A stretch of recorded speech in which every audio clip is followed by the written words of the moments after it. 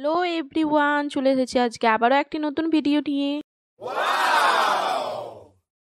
আর এদিকে আমার সমস্ত কাজ কমপ্লিট করে আমি চানটা সেরে নিলাম, কারণ আজকে আমাকে পুজো দিতে হতো, তো তার জন্য সকাল সকাল চান করে নিলাম। আর এদিকে চান থেকে বেরিয়ে আমি সানস্ক্রিন লাগিয়ে নিচ্ছিলাম, কারণ বাইরে যা রোদ, সানস্ক্রিন না লাগালে হবেই না। আর এদিকে সব কমপ্লিট করে আমি চলে যাচ্ছিলাম ছাদের মধ্যে, কারণ ছাদে আমাকে যে একটু ফুল তুলতে হতো পুজো দেওয়ার জন্য। আর এদিকে সমস্ত কিছু জোগাড় করে আমি পুজো দিতে বসে গেছি।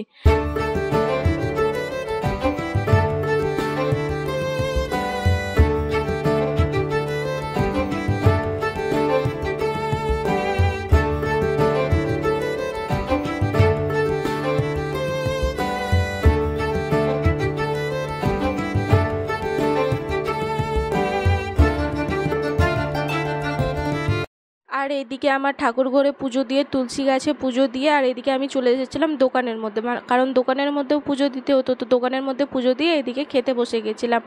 এদিকে খেয়ে নিচ্ছিলাম পরোটা, বলতে দোকান থেকে কিনে এনেছিল তো সেটাই। এদিকে আমি খেয়ে নিচ্ছিলাম আর এদিকে বোনও বসে খেয়ে নিচ্ছিল। আর একে দেখো কিভাবে খাচ্ছে। এইদিকে দুজনে খাওয়া দাওয়া কমপ্লিট করে সমস্ত কিছু রান্নার জোগাড় করে আমি বসে পড়েছিলাম রান্না করতে। আর এদিকে দেখতেই পাচ্ছ আমার রান্নাটা কমপ্লিট হয়ে চলে এসেছে, আর এদিকে রান্না কমপ্লিট করে নিচ্ছিলাম। আর এদিকে না অনেকগুলো বাসন হয়ে গেছিলো, তো সেই বাসনগুলোকে মেজে আমি কমপ্লিট করে নিচ্ছিলাম। আর এদিকে আমি বাসনগুলো মাজছিলাম, আর এরা দুজনে দাঁড়িয়ে দাঁড়িয়ে দেখো বদমাশি করছিল, আর এই বলছিল যে কাকে মারবে। ঠিক আছে, বাইরে কি কোন লোক ছিল তো তাকেই বলছিল যে মারবে। আর এদিকে আমি তাড়াতাড়ি বাসন মেজে, মা বললো যেতে হবে মায়ের সাথে চাচল, তো আমি তাড়াতাড়ি রেডি হয়ে গেল। এইদিকে আমি আর মা দুজনেই বেরিয়ে পড়েছি যাওয়ার জন্য। আর এদিকে আমি আর মা বসে পড়েছি, আর এদিকে চলে আসলাম পেট্রোল পাম্পে তেল ভরে নিতে, কারণ গাড়িতে তেল ছিল না। আর এদিকে রাস্তার ভিউ দেখতে দেখতে পৌঁছে গেলাম চাচুলে। আর এদিকে মায়ের জিনিসগুলো নিয়ে নিচ্ছিল, আর আমি চলে এসেছিলাম এই কাকুটার কাছে, কারণ ব্লাউজগুলো সেলাই করতে দেওয়া ছিল, তো এই কাকুটার কাছে চলে এসেছিলাম নিতে। তোমরা চাইলে সেলাই করতে পারো। আর এদিকে আমি চলে আসছিলাম হাঁটতে হাঁটতে বাস্কেট মার্কেটে, কিছু বাজার করার ছিল, তো সেগুলো বাজার করে এখানে বিল করার ছিল দাদা। আর এদিকে আমি না বসেছিলাম, কারণ বাজার করতে করতে পুরো টায়ার্ড হয়ে গেছিলাম। আর এদিকে গাড়িতে উঠে আর এই দইয়ের বাটিটা খেয়ে নিচ্ছিলাম। এই দইটা খেতে না অনেক টেস্ট লাগে। আর এদিকে না খিদে পাচ্ছিলো, মাকে বলছিলাম রোল খাবো, তো সেই রোলটা বলতে চিকেন রোল খেয়ে নিচ্ছিলাম।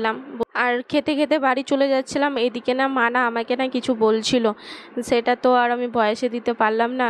মা বলছিল যে আমাকে নাকি যে বিয়ে করবে তার অবস্থা খারাপ হয়ে যাবে।